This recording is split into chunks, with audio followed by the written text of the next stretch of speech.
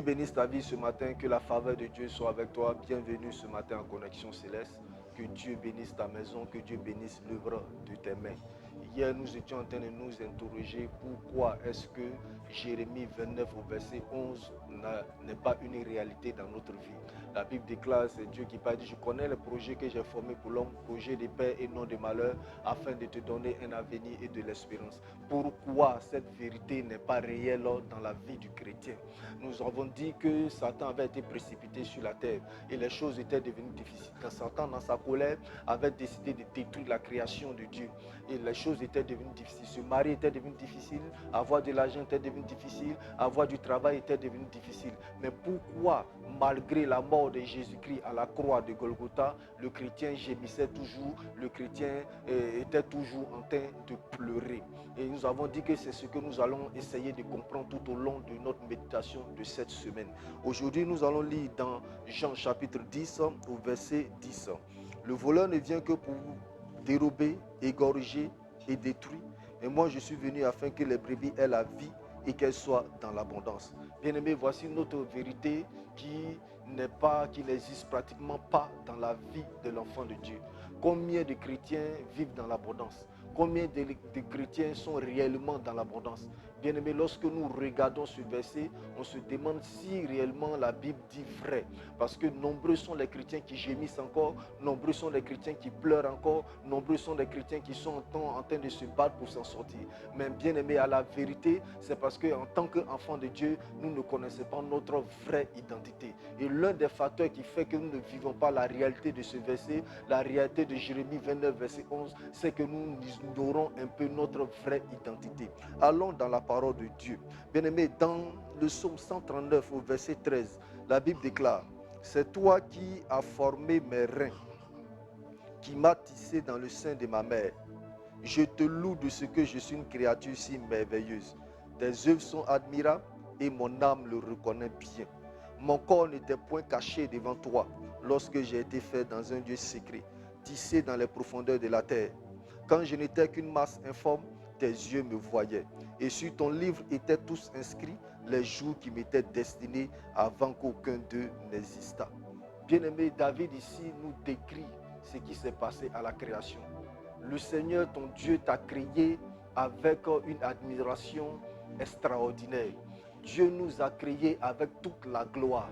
Le jour où il nous a créés, il a dit, faisons l'homme à notre image. Tu es une créature merveilleuse. Tu es la créature la plus merveilleuse de Dieu. Tu es la créature la plus extraordinaire du Seigneur. Tu es la créature la plus importante du Seigneur. C'est l'une des choses que tu ne dois pas oublier. Dieu t'a créé avec beaucoup d'admiration. Tu dois connaître ton identité.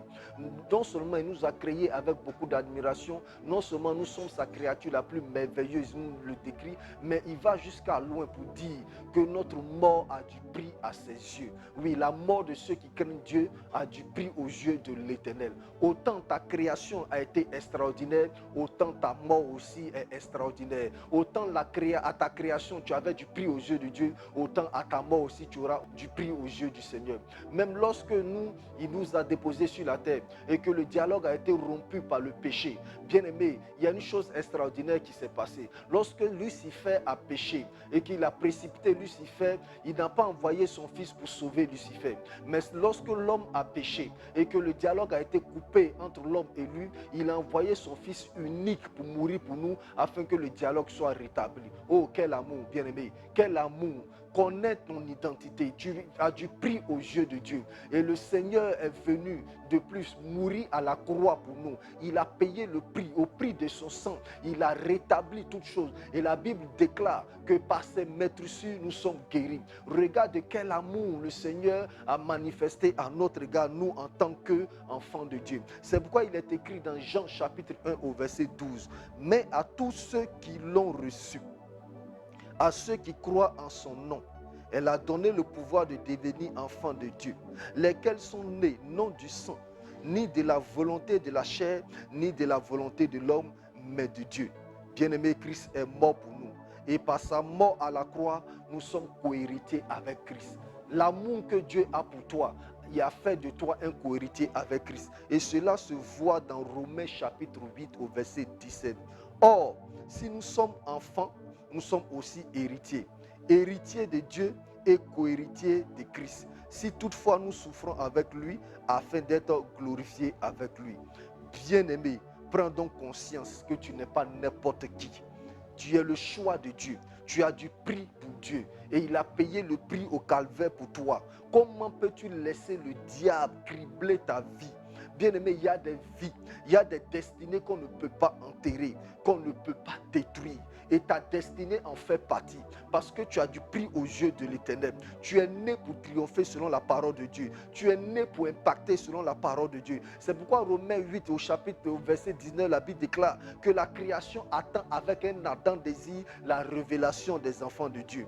Mais pourquoi le monde attend et le monde ne voit pas? Pourquoi ta génération attend et la génération ne voit pas? Pourquoi tous ceux qui sont autour de toi attendent ta révélation et depuis ta révélation ne pointe pas à l'horizon? Bien-aimé, pourquoi tu es encore en train de gémir? Pourquoi tu n'es pas encore une source de bénédiction?